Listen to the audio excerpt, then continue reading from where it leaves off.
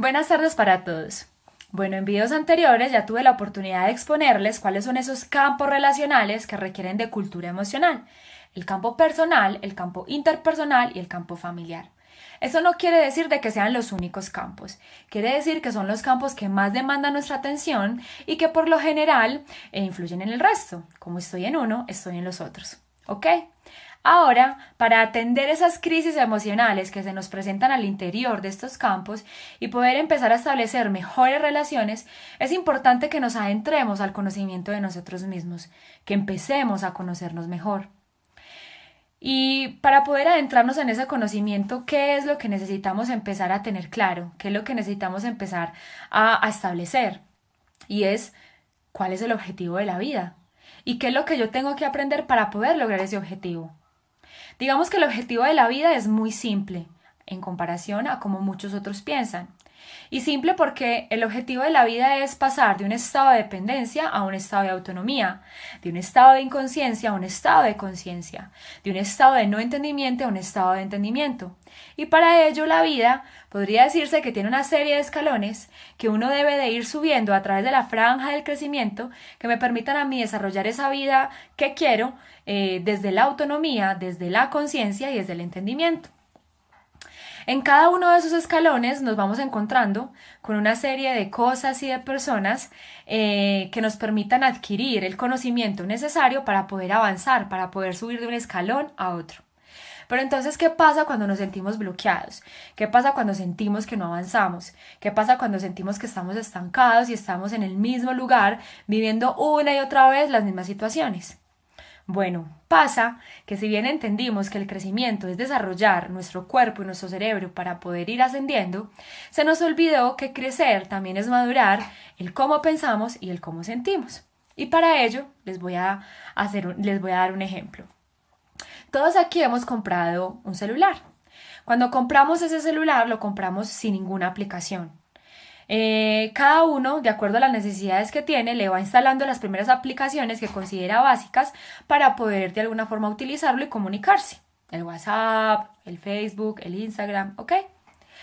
Digamos que es lo mismo que pasa cuando nosotros llegamos a ese lugar llamado familia. La familia, a través de la crianza, nos entrega una serie de hábitos que nos condicionan para poder sobrevivir en ese plan. Y esos hábitos no solamente son a nivel de comportamiento, sino que son a nivel de pensamiento y a nivel de sentimiento. Luego, después de que nosotros, digamos, ya estamos con ese celular un tiempo y vamos conociendo cómo funciona, miramos su capacidad de memoria y todo, le vamos instalando otras aplicaciones que refuercen las que ya tenemos o que nos permitan de alguna forma mejorarlas y comunicarnos de otra manera con ciertos grupos con los que nosotros tenemos un vínculo, ¿cierto? Entonces está el Snapchat, el Tinder, el Scanner, los editores de video, los editores de fotos, ¿ok? En nuestro caso sería, luego del mecanismo de la crianza viene el mecanismo de la educación. Se nos entrega un montón de información, un sistema de creencias para poder ser parte de una sociedad, ¿cierto? Se nos refuerzan esas aplicaciones. En la medida que van viendo como el potencial que vamos teniendo, nos va metiendo en determinado colegio, ese determinado colegio nos va dando una información y esa información la vamos, digamos, como integrando y la vamos metiendo en nuestro software. ¿Listo? Pero entonces, ¿qué pasa después de que yo ya tengo ese celular durante un tiempo? ¿Qué pasa cuando yo llevo usando las aplicaciones durante varios años? ¿Qué pasa cuando yo de alguna forma no actualizo esas aplicaciones?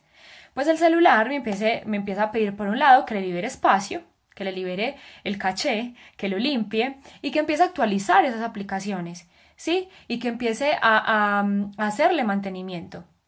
Cuando yo no lo hago, ¿qué pasa? Cuando no le hacemos mantenimiento al celular, ¿qué pasa? Se bloquea, deja de funcionar. Es lo mismo que pasa con nosotros. Luego de que se nos entrega ya una serie de información que se supone la debemos utilizar para ya enseñarnos a pensar, para crear nuestro propio criterio y ser autónomos tanto emocional como físicamente, resulta que nos resistimos a hacer el cambio que supone esas situaciones que nos exigen un cambio tanto de pensamiento como de sentimiento y de acción. Y cuando eso pasa, ¿qué pasa en nosotros? Nos adentramos en lo que llamamos una crisis.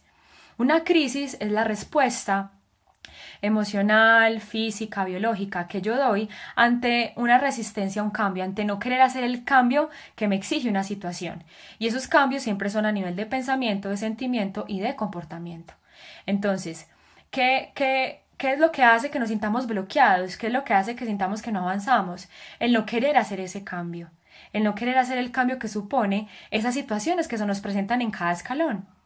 Les dije que, ¿se acuerdan que les dije que en cada escalón nos encontramos con personas que nos permiten adquirir el conocimiento para seguir? Bueno, ese conocimiento lo adquirimos en la medida que entendemos cuál es ese cambio que tengo que hacer a nivel de pensamiento y sentimiento para poder comportarme de otra manera y poder subir. ¿Cierto? Pero resulta que muchos de nosotros nos resistimos a hacer eso. Y cuando nos resistimos a hacer eso, vienen las crisis, vienen los dramas y viene esa sensación de estancamiento.